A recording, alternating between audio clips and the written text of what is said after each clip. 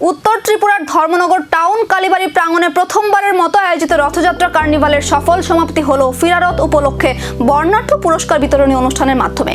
শুক্রবার ফিরারত উপলক্ষে অনুষ্ঠিত রথযাত্রা কার্নিভালের পুরস্কার বিতরণী অনুষ্ঠানে প্রধান অতিথি হিসেবে উপস্থিত ছিলেন ত্রিপুরার রাজ্যপাল ইন্দ্রসেনা রেড্ডি নাল্লু। প্রথমে তিনি মা কালীর মন্দিরে পুজো ও প্রণাম নিবেদন করেন। পরে রথযাত্রা কার্নিভালে অংশ নেওয়া বিভিন্ন রথ ও দলগুলির মধ্যে প্রথম, দ্বিতীয় ও তৃতীয় স্থান অর্জনকারীদের হাতে পুরস্কার তুলে দেন।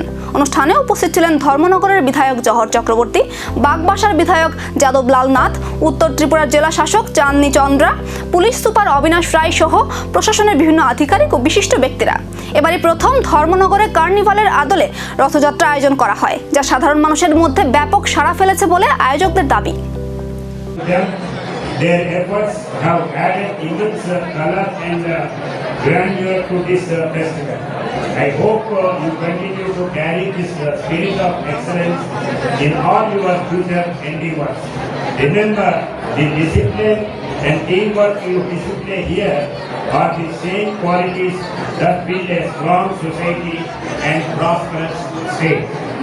Tripura has always been a beautiful confluence of cultures, while Ratha Yatra has its roots in the traditions of Puri.